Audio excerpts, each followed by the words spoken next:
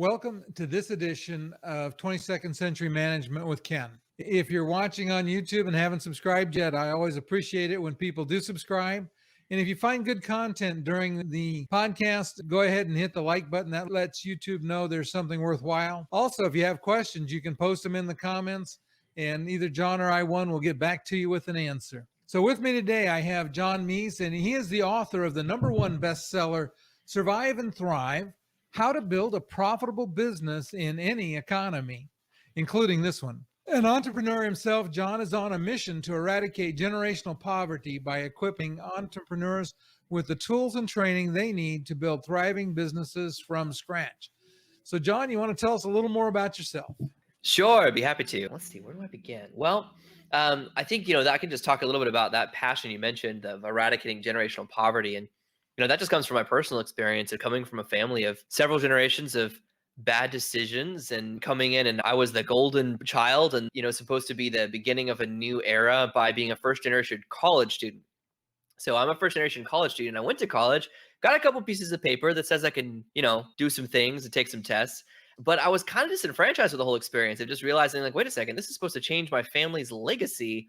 But all I've got is several $1,000s in debt and 5 years of my life wasted. I learned a few things, but not when you really measure it up against the price tag that I paid for it. So that's really where over a period of several years, I began learning, really studying just how do you whatever the path out is of generational poverty, and realized pretty quickly that the most effective path is entrepreneurship. It's starting a business. And so that's something that's really my life mission now, is just equipping entrepreneurs with the tools and the training they need to succeed so that everyday people can start a business, make the world a better place, and fuel their own life rather than the other way around. And it's interesting. And my wife would say that I am for sure a serial entrepreneur. I love starting businesses. Sometimes I get bored with them and then find a way to move on. But I love the process of starting a business and building it up. To me, it's almost like a game. It's a challenge. You want to win. Well, me too. And I'm definitely a serial entrepreneur, not like Fruit Loops, but like repeated. I've got 3 businesses that I run right now, and it probably won't be the end of that list, knowing the fact that I'm 30, and so I've been pretty busy over the last few decades. So I've also got a wonderful wife. We met when we were 14. She was like, I had a crush on her. It took me 6 years to tell her. That's a whole other story. But we've got 3 kids, and so we've got a full life now of like 3 businesses and 3 kids, and it's a joy to show up and serve. Yeah, I enjoy it. And my wife and I work together in this business, and we've worked together several times in several different businesses. Some of them were real challenges. Some I needed more guidance than I had when I started my very first real business. I started a copier dealership 30 years ago, and I didn't ever really intend to be in the copier business. And it's just a series of decisions led me into that. And all of a sudden I realized I had grabbed a tiger by both ears, and I was going to do what the tiger wanted to do for a while. I finally sold that and went into service management, which was what I loved and have fun with. Let me ask you about your book. What inspired you to write your book, Survive and Thrive? Well, like many people, I've been meaning to write a book for a while. So my wife and I opened a business together called Cowork. Well, now it's called Cowork Inc. At the time it was just Cowork Columbia, but we started a co-working space and an entrepreneur center in our hometown, walking distance from our house. January 15th, 2020, had a big grand opening, hundreds of people in the space, dozens and dozens of memberships. It was a great start. And 58 days later, there was a declaration of a national or a global pandemic. There was executive orders closing our business. Like, we were just 58 days after being open, we were closed by executive order. We stayed closed for 48 days, which is not a great start. So when that happened, it would have been very tempting. And it was very tempting to just kind of sit back and be like, wow, this was really frustrating. I guess I'll just wait for all this to blow over. But I've never been very good at sitting still. I'm very much a man of action. And so I took some time to really just like close out all distractions and reflect on like what is going on right now. And right away, I realized that there were actually there was a triple crisis. There were 3 crises going on at the same time in the world. One of them is a health crisis, right? COVID-19, you may have heard of it. It was a real health crisis. It's a real health crisis all over the world. And that's very serious. And I'm completely unqualified to help. And so I was like, okay, there's people working on that problem, but there's also a mental health crisis, right? I mean, you think about the PTSD and the grief of life as we knew it being just, dying day by day overnight, and so people just craving what used to be That's going to take a long time for us to recover, as the human race to recover from that. But again, I'm pretty much unqualified to help with that one. So the third crisis that was going on at the same time was an economic crisis, where all of a sudden you had 30 million Americans, just in the US, 30 million Americans suddenly promoted to entrepreneur, right? Which is a nice way to say without a job. And they're going like, what do we do now? And that's just in the US. I mean, that's where we have the most readily available data. But if you think about it, the same lockdowns that happened in the US, where it's inconvenient for us to sit at home and work off of our computer and next to the dishes, the same lockdowns happened in third world countries all over the world. Only there, you've got day laborers who literally normally live off of $1.20 a day. Now all of a sudden they can't leave their house, and the streets are being patrolled with armed militia to make sure they stay inside and quarantine. Oh my gosh, talk about an economic crisis. I mean, we went back several decades in progress on global poverty. So that's a big problem. That's going to take more than one person to solve. But I thought, well, I have a little something that I think I can add to that. And so that's the crisis that I chose to devote my attention to. And so my book, I wrote it during the lockdown, the first draft of it. It's called Survive and Thrive: How to Build a Profitable Business in Any Economy, including this one. And it's designed to be like a playbook, that anybody can take and really just start from scratch. Like, you don't have to wait for $1 million in venture capital funding or even a $10,000 loan from the bank. You can start with what you have right now, build a business that makes the world a better place and fuels your life. And I hope that inspires many people to move forward, because the reality is it's going to take millions and millions of people rebuilding to build the bright future which is ahead of us as a civilization. People get caught up in this whole idea of like, we just got to get back to where we were. No, I'm not interested in that. We need to move forward. And that's what I hope this book helps people do. A couple of things you said that are really interesting. I agree 100% that I don't think we're ever going back to where we were. Mhm. Time is something that moves forward, and I think that the changes that happened in the past are going to affect the future in ways that we don't even yet fully understand. It's Totally. interesting too that you operate a co-work space, because right before the pandemic started, I was working out of a co-working space about Oh 30 yeah. miles from home. And then with the pandemic blew up, I was like, okay, now I've got to find a solution to get my internet fixed at home, because I was going up there solely just for internet access. And I had to Mm. find a solution.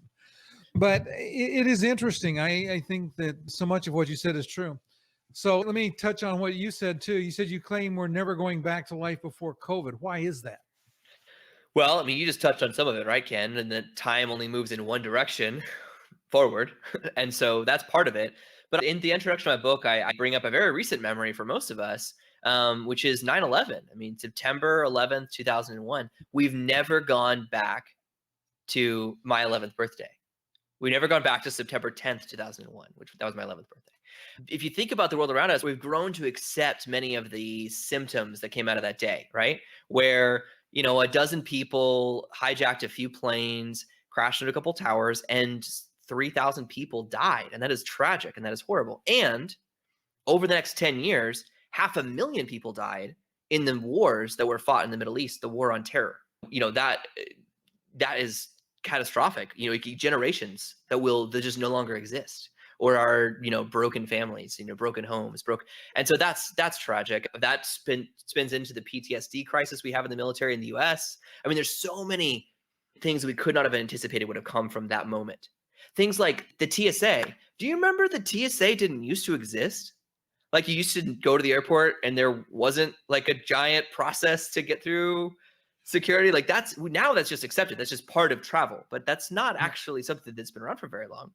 And then there's something as simple as there's little tiny signs everywhere. Go and open a bank account at your local bank.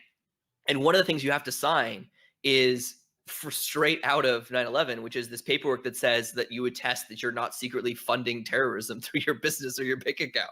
Like, it's literally in the paperwork. Then you think about the Patriot Act, and there's so many things, right? We will never go back to life before that happened. And that is an example of a crisis that really happened on one day and had, these long-standing impacts.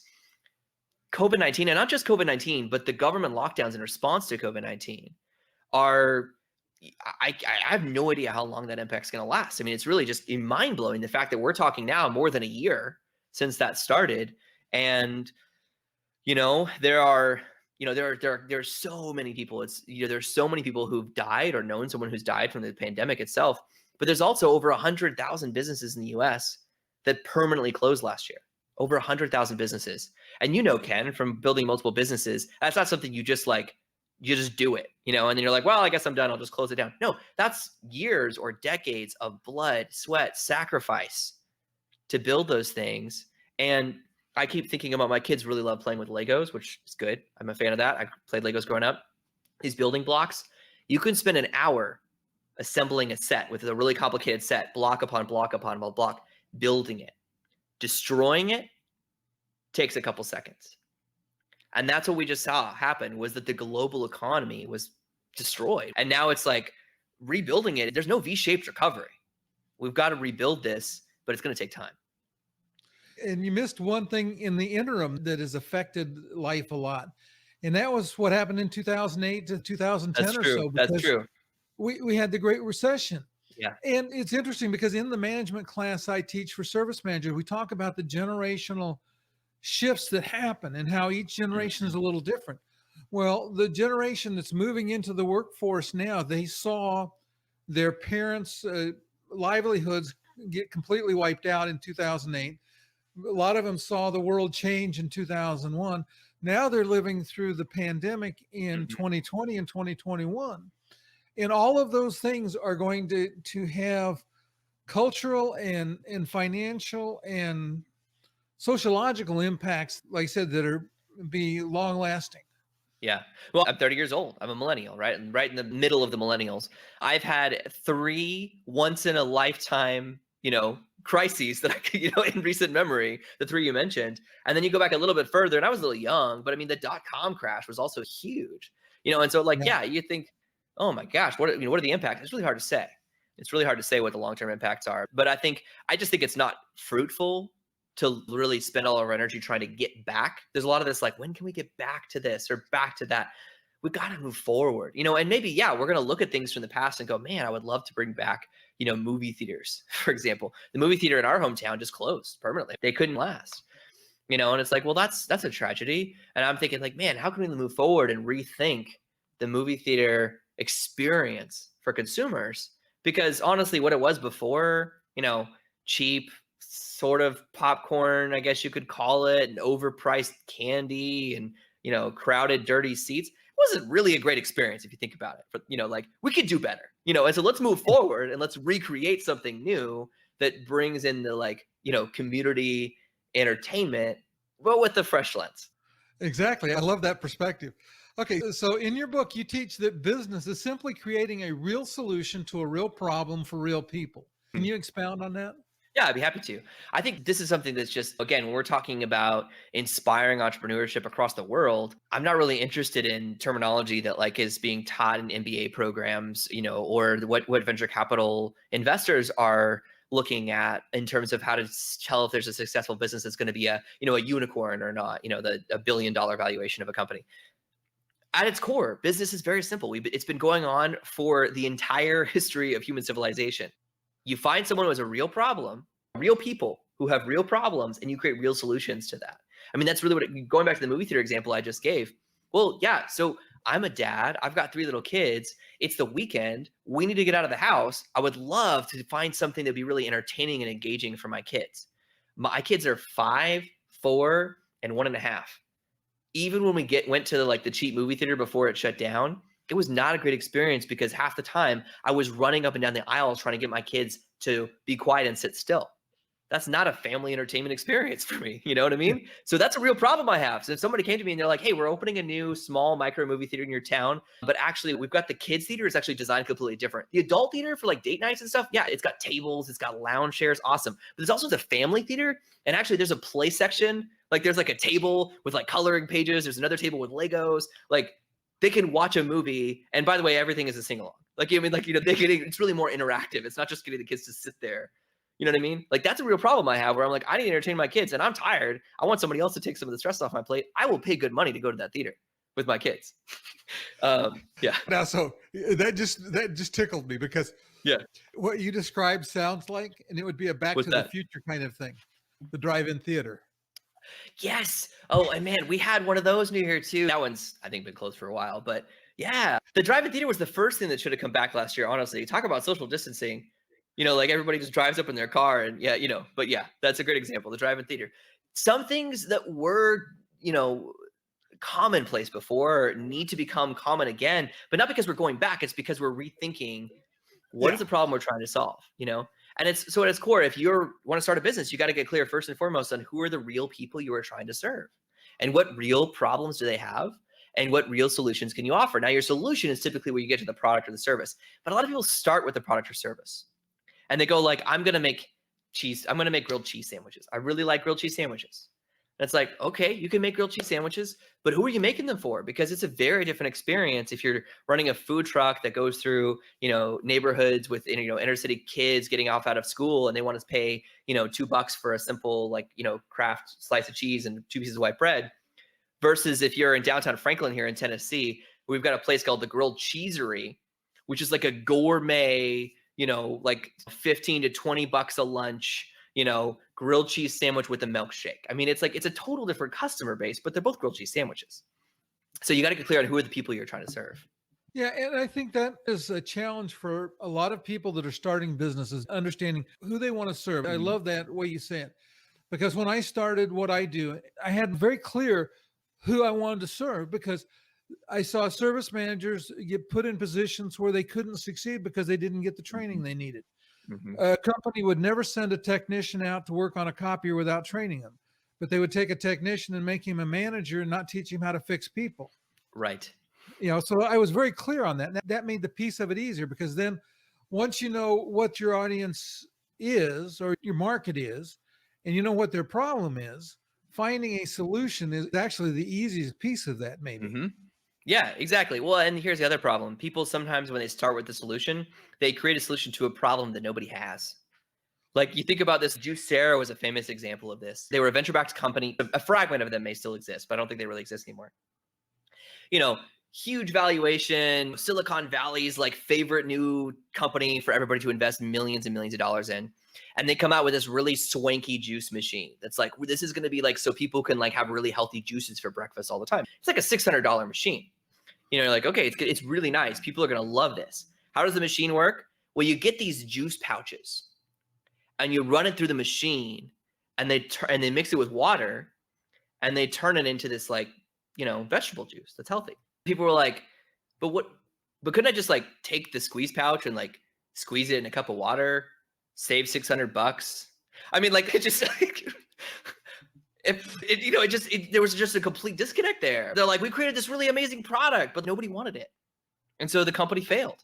And there's unfortunately a lot of examples of that. People get so attracted to the solution they've come up with that they forget they need to get clear on who are the real people they're helping, what real problem do they have, and then what real solution can you offer? Yeah, I love that order of setting up your business. When I started my business, I had some of that in place, but then I let it get derailed because I'd be like, well, I could do this too. Well, if I do this, I might as well do that. Right. And pretty soon you have this business that has expanded way beyond what you intended it to. And you may not have the expertise as you grow your business that you need to. And this is one of my challenges. I get very frustrated with companies that don't have plans. I tell a story, and you have to excuse me, I got to tell this story. You're good. I have seen dealers in the copier industry where they went in and they went to the dealer meeting, and at the dealer meeting, there's an open bar. And I tell people, it's not because the manufacturer loves you. It's because after you've had 4 or 5, you'll sign anything. Yeah. So dealers that were in the copier business understood the copier business very well. They went to the dealer meeting and they said, hey, here's these brand new 3D printers. You should buy a demo pack. And I had 2 dealers, and we're talking about $150,000, probably maybe a little more than that, investment in equipment and supplies and training. I had 2 dealers, had them shipped in, had me come in and help them set it up, sent their techs to training. And when I retired 3 years later, they were sitting in exactly the same spot because they didn't know who to sell it to. They didn't know how to make money in the process of selling it. They didn't know how to make money in the aftermarket. And I'm like, before you do something, you should think about it a little. Well, it's funny you should mention 3D printers because that's a great example of really cool technology that some people need and can make use from. But I literally, no joke, when we were getting ready to open our co-working space, I was talking to somebody I knew just in the local chamber of commerce, like, hey, we're going to open this co-working space. He was like, oh, are you guys going to have 3D printers?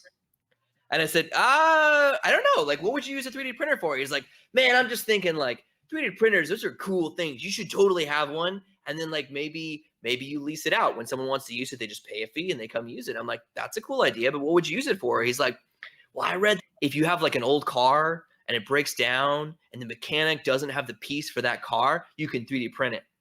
And I'm like, okay, it seems like a very obscure use of the 3D printer, honestly. I'm like, what would you use it for? And it's like, I don't know, man, but it'd be nice to know it was there. That'd be cool. That's a great example of like, if I had just said, as an eager entrepreneur opening a new business, and I'm like, I'm gonna open a new business, and he's like, you should have a 3D printer. If I was just like, yeah, we should totally do that, we would have spent a bunch of money, and the printer would be sitting here doing nothing. You know what I mean? Like, and there are some markets where a 3D printer makes sense. Let's be clear, but I'm not opposed to that technology in general. But that's a great example, like cryptocurrency. I got involved in Bitcoin early on. I'm a huge fan of technology. It's revolutionary. But there's a lot of people who are just like trying to put crypto attached to everything because they're like, it's cool, it's buzzy, it's Bitcoin, it's Ethereum, whatever. Not because it's actually the best solution to what they're trying to do. It's just, it's hip. And I'm much more, this is just my general approach to things. I would much rather be trusted than trendy, which means that may mean I'm missing out on today's hype, but I'm playing the long game. And the long game doesn't really care. The long game doesn't remember what video went viral 3 years ago. Exactly. I agree 100% with that. Yeah. So that kind of leads into the next question. What types of products do you recommend every business offer to thrive? Yeah. Well, okay. Obviously you got to pass the litmus test first, which is it a real solution to a real problem for real people, right? Okay. So, but let's say you've done that. And then what I found by working with a lot of different clients, as well as building my own businesses, is that there's a sweet spot of 3 different types of products you can offer in your business. They're going to maximize your revenue and your profit. They're the gateway product, the continuity product, and the flagship product. Now, so far, I haven't found an industry where this doesn't work. I could be wrong. There could be an industry where it doesn't work. And you don't have to have all 3, but it's nice if you do. The gateway product is meant to be a painless purchase. So this is the price point actually really varies a lot depending upon your target customer. But let's say that you're a B2C or B2B. So can you give me an example of the lowest price product that somebody in the printing business or the service business might offer to a prospective client? Oh, you could offer something in the $300 range. Okay. So maybe that's like what would that look like? Is that like a one-time visit or like an audit of some kind, or? Well, no, typically it would be a piece of hardware. So piece of hardware. Yeah. So you could have a low end $300 printer. Sure. And then obviously they have printers and let's call them MFPs because they typically do more than just print, that are for people that need more capacity, more volume. So there is a mid-range, and you get into production print. So that would be a good example of what you're saying is you have the low, the mid, and the high. Yeah, it is. But I want to back up for a second and think about it, not just product wise, but transformation wise. Like, what's the problem they're solving? And so with a gateway product, it might not even be the printer. The gateway product might even be, now I'm not super familiar with this industry, so forgive me, but I'm just thinking like, if I'm someone running an office and I'm thinking, okay, we've just got so much going on. We've got, we've got people who want to print things from home at the office, people who want to print things at the office. We've got paper stuff going on. You know what I need? They're like, I just need a basic printer where I don't have to worry about like ink and paper. Well, that's actually a great example of HP's Instant Ink program, right? Where they have like, you can get a basic printer. It's like 100 or 200 bucks. And then for like 10 bucks a month, they'll automatically sync via Wi-Fi. They'll tell when you're getting low on ink and they'll just ship it to you. You never have to think about it again. So that's kind of cool. That's obviously like very low, but a gateway product like that, it doesn't have to be that. But the idea of the gateway product, for me, honestly, the gateway product is my book. You pay $17.95. You pay $17.95 and you get a playbook that can drive 6 or 7 figures of revenue in your business. That's a pretty good deal. It's meant to be a gateway product. I don't make a bunch of money on the book, right? It's the gateway product. It's meant to get you into my world. It's a painless purchase that causes you to take a little bit of a risk to see if I'm worth trusting. And then I get to earn your trust by wowing you with the transformation. That's the purpose of a gateway product. A flagship product is the other end of the spectrum. The flagship product is like your big kahuna. This is the all-inclusive white glove service, crazy expensive offer that only a tiny percentage of your customers will ever buy, honestly. And the flagship product serves 2 purposes. One of them is that for your best customers, they're like, yeah, you know what? I will pay $25,000 a month just for you to manage the whole thing and me to never have to worry about it. You handle all the hardware, you handle all the technical management, you do a proactive check on it once a month, all that kind of stuff, right? I'll pay some for this flagship thing. There's a handful of customers in every industry who are going to pay that. Other customers who don't pay that, just because they know it exists, they have something to anchor their current experience with. So all of a sudden, if you have one product that's maybe $25,000 a month, and you got a mid-range customer who's like, whoa, that's not for me. Oh, but I see you've got this product here, this continuity product that's only $500 a month or $1,000 a month. Now all of a sudden they can see, they're like, you know what? I don't expect your white glove premium experience because I'm not paying for that. But they know where they fit in the ecosystem of your business. And that's where the continuity product comes in. The continuity product, ideally, I think is probably pretty easy in a service industry, but in a lot of industries, they have to think really creatively about this. It's one where someone's an automatic customer, where they're paying you something every month or every quarter to remain a customer. And if you get all three of those, you can build your whole business around those. Because then the question is, every time you have another type of product in mind, you got to think, okay, is this a complement, like an add-on to one of those? If so, great. But if not, it's a supplementary product. In other words, like, would you buy the flagship product and this new thing you're thinking about? If not, there's supplementary products for their alternatives. And then you have to decide, okay, is it worth the cut to the flagship product to offer this other? So you got to think about everything. Is it one of those three? Is it gateway, flagship, or continuity? Or is it a complementary or supplementary product? You could technically still have dozens of products within this framework, but you need to build it around those three core ones. Okay, yeah, and that's really interesting because I told you I was in the middle of a challenge, or we just started a challenge right now. By the time this is aired, it'll be long gone. Sure. But one of the things that we're looking at is in the copier space right now, typically a customer buys a copier or leases a copier, and then they pay for service separately. Yeah. And that service, in most cases, includes toner in the service and the parts. The model we're encouraging dealers to move to is different. Because as a customer, do you really want to own a copier? No, I don't. I mean, honestly, the problem I have is not the lack of a copier. The problem I have is I need to print something. I just need a solution to that. Yeah, you want the output. So Yeah. why not create a way for your end user to just buy output and then let you worry about what device goes in there? Not only that, we can fix it up now. So we talked about a flagship offering. Do you really want to buy a phone system? So maybe we could combine the phone system.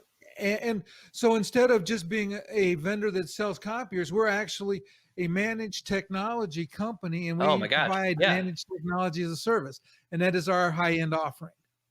Perfect. So that's right. That's a great example of that, and it's bonus points if you can do what you're describing, where you've got the flagship product and the continuity products kind of combined, right? So they're paying the premium and they're automatic. In some industries, like we talk about this in my book, I talk about like a boutique as an example. Boutiques are honestly, there's a lot of money lying around that they're not taking advantage of, because you walk into a store to look at clothes, you buy the one thing. It's not really clear what's the gateway product. Like, what's the one thing I have to buy if I want to try out your stuff? That's not usually clear. There's just a lot of things, a lot of options. Well, then again, what's the flagship product? Well, that's not really clear either. Well, what if there was a flagship product that was like a $5,000 like capsule wardrobe styling session, where they have like a stylist they partner with that comes in and helps you pick out your full wardrobe, and then maybe you have a version of that where it repeats once a quarter to update your wardrobe for the seasons. I mean, there's so many things that these businesses just aren't doing that honestly, like, people would pay for because it solves real problems in their life. Oh, exactly. My wife would pay for somebody to shop for me for clothes sometimes, because when I go shopping for clothes, she laughs what I bring home. Yes. To put that in perspective, when we met the first date, I was wearing plaids and paisleys. Most of the audience probably doesn't even know what those are, but they didn't go. It's a no, I think. Yeah, I'm pretty sure. Yeah. No, but just every industry, you got to think, who are the real people you're trying to serve? Because that's not everybody that's going to be a problem for, right? It's not like every single person in the world wants someone else to buy their clothes. Right. But in the book, I give the example of like specifically like working women. Like, what if you as a working woman, not you, Ken, but like my wife is an example, as a working woman, like really, she would love to be able to just go to a boutique or a store somewhere around here and just walk in and then say, great, we're going to set you up in a wardrobe that helps you feel confident, helps you feel professional and polished. We're going to handle all the minutia of that. Come back once every 3 months to make sure that we can update it for the seasons. But otherwise, like, you're good to go. I mean, that is worth money. Okay. So I'm going to play on that just a little bit. Yeah. Maybe you could add in a subscription that allowed them to also borrow Yep. like evening clothes or formal clothes, so that rather than buying a formal dress that Yes. they don't want to get caught in 3 or 4 times. Movie stars and celebrities are masters of this. Yes. They borrow the clothes they wear to events. So now we could just add that to the subscription. But that's a perfect example. And actually, I think I don't know.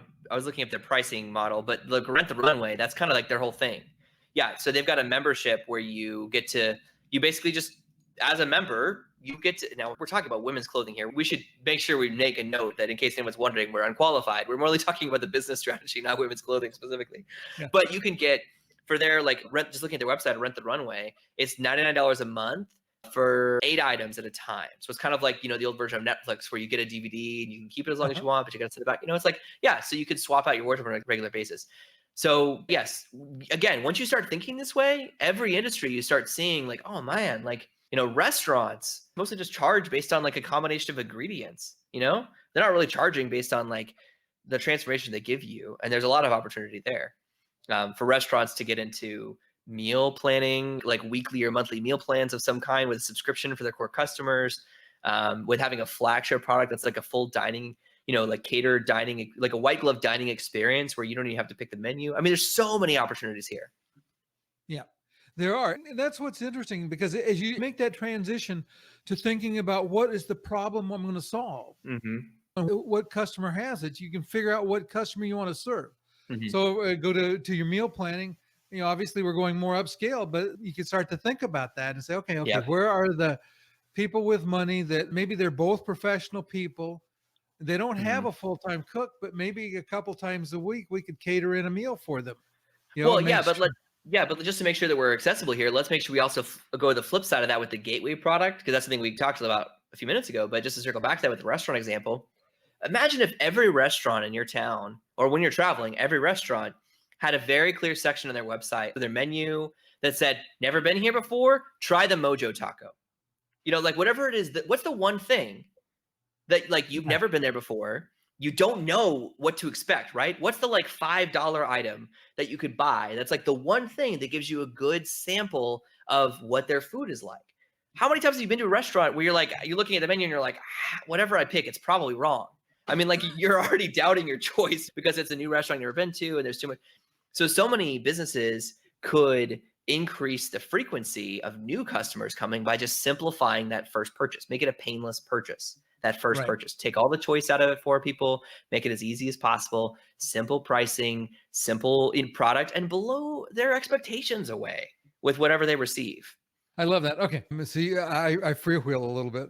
Okay. What are the only 5 ways to grow a business as you teach in your book? Well, this is something that I think a lot of people get overwhelmed by, right? Because it seems like there's 100 ways to grow your business. And truthfully, there's probably 100 tactics, but there's only really 5 strategies, right? And so there's viral growth, which is word of mouth marketing, paid growth, or where you invest at scale with advertising, sticky growth, where you develop irresistible infrastructure, where your business or product is just really irreplaceable in someone's business, SEO growth, where you rely on robot referrals from search engines, and affiliate growth, where you pay people to send you customers. So there's only 5 models, and I can talk about any one of those if you like, but those are covered in detail in the book. But 3 of those actually come from the book, The Lean Startup by Eric Ries. I expanded upon them in my book and then added 2 more. But like organic social media, for example, it fits under viral growth. And by viral, I don't mean, well, I think the word viral has probably lost some of its appeal after the COVID-19 pandemic.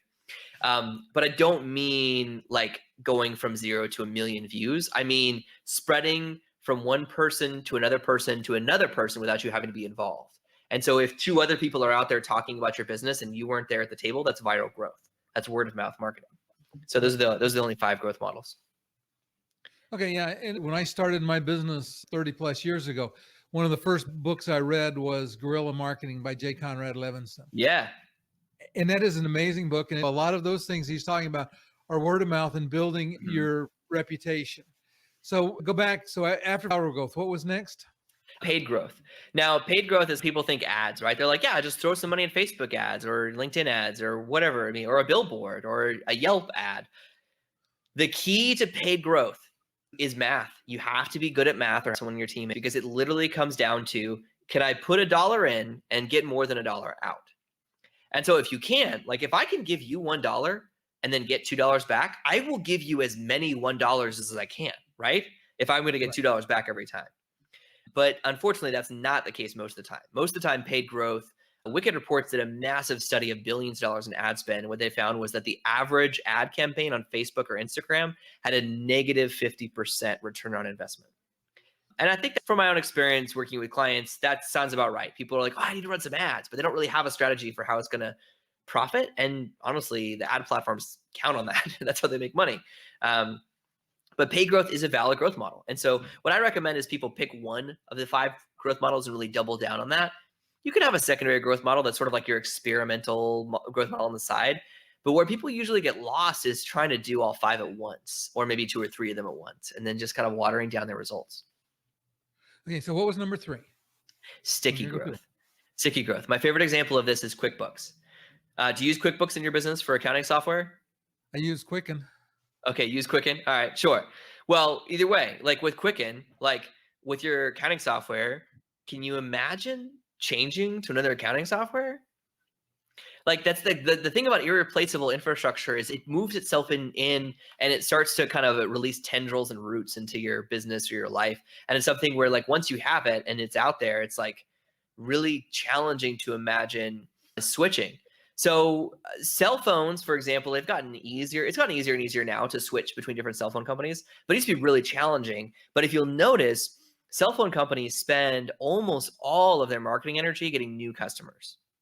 Because once you get a customer, they're going to stay for a long time. And so, I mean, it's like I've got a 5-year-old. That's my oldest child, right? And Verizon's constantly asking me if I want to add a line to my plan and get it. And I'm like, I have a phone line and my wife has a phone line. Why do I need to add a third line? They're like, well, because we'll give you a free phone and we'll pay you $300. And I'm like, I'm literally thinking about adding a line right now. There's no reason for me to do that. You know what I mean? But if I do that, they know they've got me for a decade. And so, the same thing goes with QuickBooks, where they can spend all their money on brand awareness campaigns. So that if someone's starting a business and they're like, oh, I need some accounting software, I'll just sign up for QuickBooks. Well, you're going to be using QuickBooks probably for as long as you're in business. Whatever you start with, the switching cost is so high.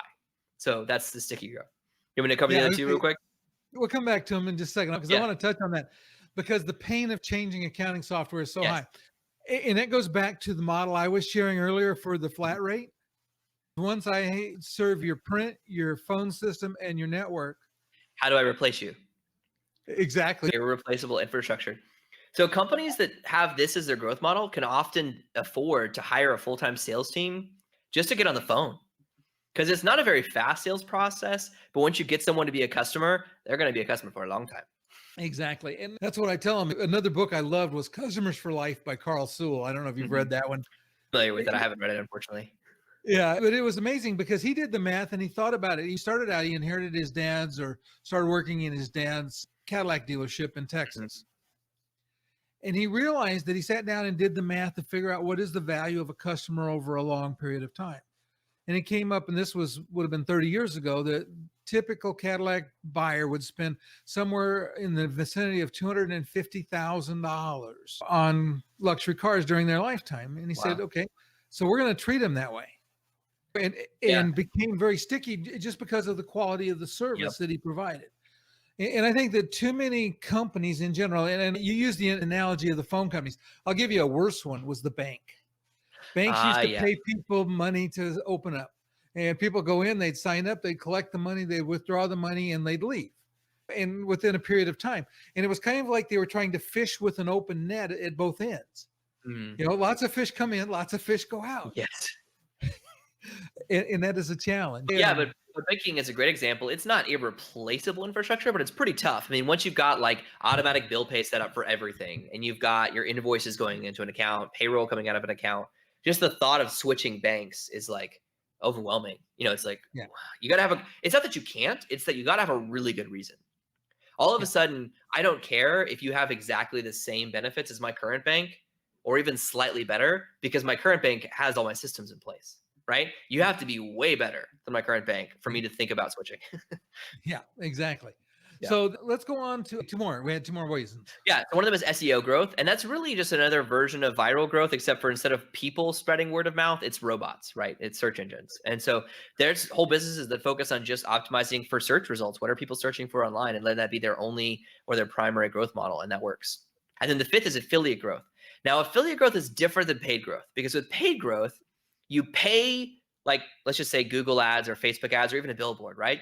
You pay before you get results.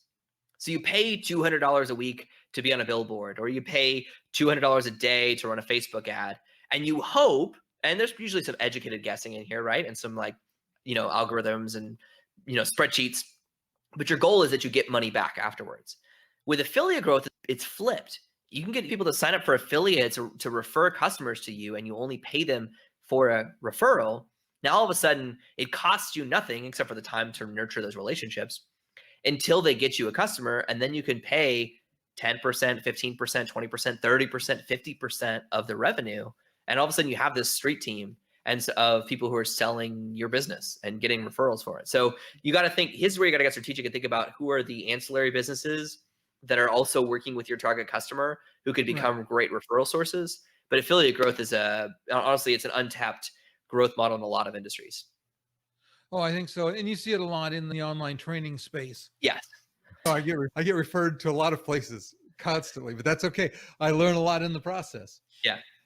Okay, so now this last one puzzles me. Is it true that you don't use a smartphone or have any internet at home?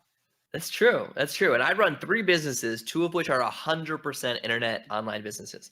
This is my phone. It's called the Light Phone. It does calls and texts. I guess if you're listening, you can't see it, but it's the size of a credit card. And it's got this little like black and white screen. And it's great. I love it. It helps me stay disconnected. At home, I don't have internet because I want to be fully present at work in my business and fully present at home with my kids and my family. So we still have a TV. We still have a DVD player. Get this. We have a VCR. And we found a pile of old Disney VHS tapes, and it's glorious. And the kids love it. So we don't watch a ton of TV, but when we do, it's more intentional instead of just like streaming endlessly, binging shows. So that also means that it's very difficult and inconvenient for me to work from home. It's intentional inconvenience. So I'm here in my co-working space right now, which is 1.5 miles from my house. So it's not really that difficult for me to get over here. But that's because I want there to be that separation. So I can be fully present at work and fully present at home. Yeah, I have been home since basically the 15th of March last year. Mm. The only building I've been in is there's a pizza place in town that I've walked in twice and picked up carry out with gloves and mask on. And other than that, I haven't been in a building other than my house. But the disconnect you said is a challenge because my wife and I love streaming English period dramas because it's clean, it's interesting, and we don't like the ads, so it works really well.